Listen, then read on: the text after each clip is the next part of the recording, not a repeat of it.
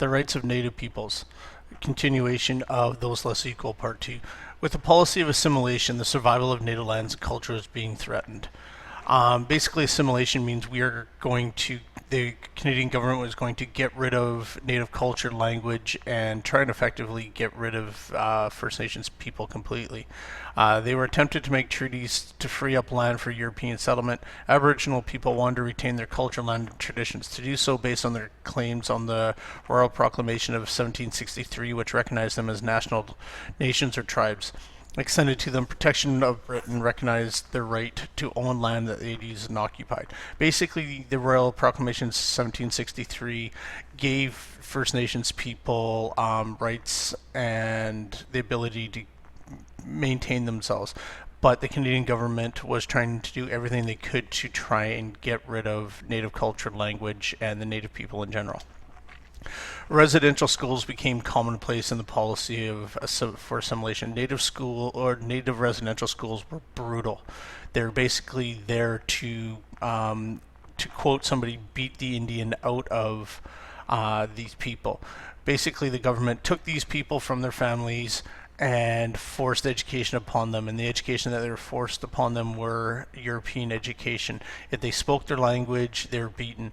If they did any of their culture, they were beaten. Essentially, any time that they did not follow in line, a lot of times they were beaten. In 1910, there was more than 60 schools existed run by Christian religious groups. The children received manual, vocational, and religious instruction in the Christian faith. They were not allowed to practice their traditions or culture and could not speak their language. It made it difficult to preserve and pass on their culture for future generations. The effects were detrimental.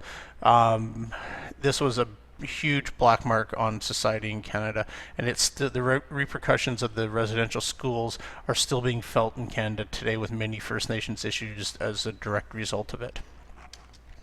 Here's a picture of one of the residential schools during that time period. What you have to understand is the kids would go to school in the morning and learn Christian faith and some basic education skills. In the afternoon, they would learn vocational skills such as farming, cooking, cleaning, stuff like that. Essentially, they were being taught to be good workers that would be able to work in domestic situations. For girls and for the men, they were basically being forced to train to work on farms and be manual labor.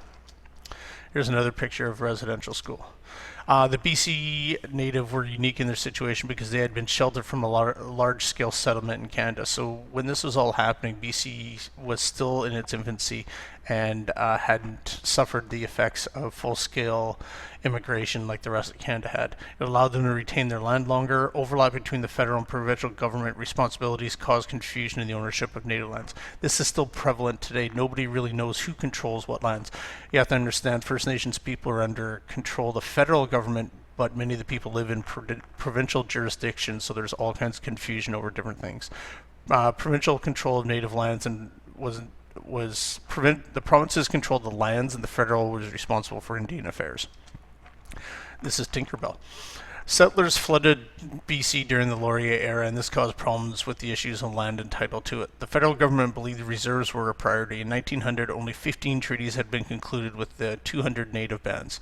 In 1911, the native bands united to press for Aboriginal title to the land, and they presented their claim to the provincial government. You have to understand, one of the agreements that BC joined Confederation was that they had signed treaties, but as you can see in 1900, there's only 15 treaties that had been signed, and most of those were on Vancouver Island prior to BC joining Confederation.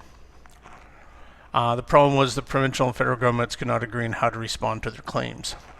The McKenna-McBride Royal Commission was established to look at and determine the size and location of native reserves. It recommended adding land but taking away some of their most valuable land.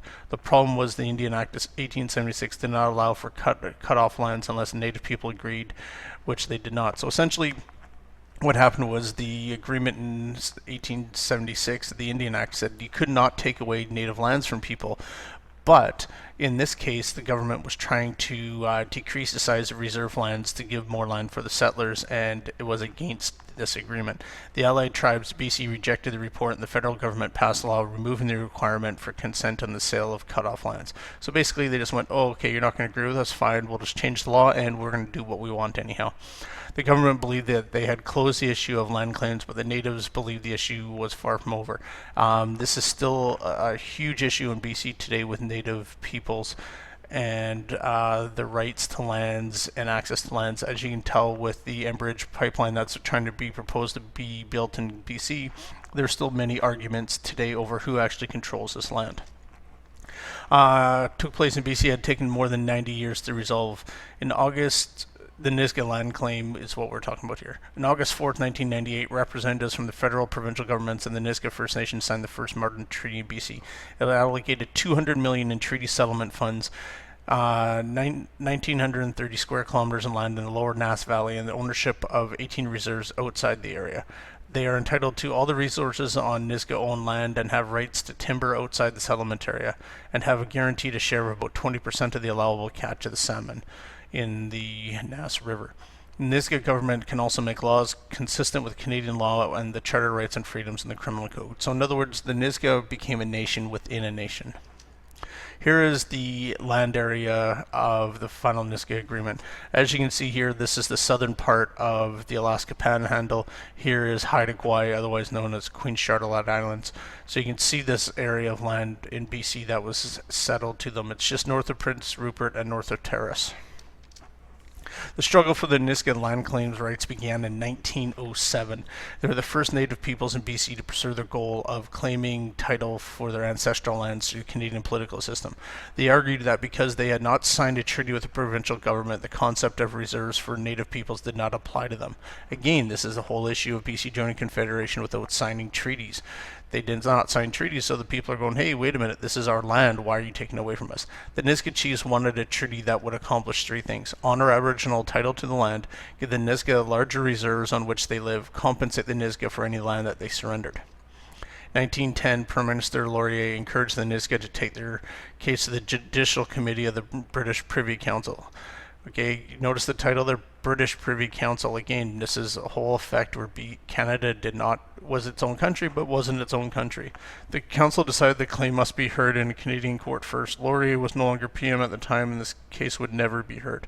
It was not until 1949 when the Nisga'a chief, Frank Calder, was elected to the BC legislature, and in 1960 when suffrage was granted the natives of Canada. Basically, you have to understand, women were given the right to vote in the early part of the century, but it wasn't until 1960 that native peoples were recognized as people and given the right to vote. The government soon began to resolve issues of land and self-government. The Nisga'a land claim. The Nisga'a Treaty was the first treaty concluded west of the Rockies since BC joined Confederation in 1871. When you look at the videos, there are two cartoon characters. In order to be able to continue with working class, you have to be able to identify who those two cartoon characters were. Thank you very much.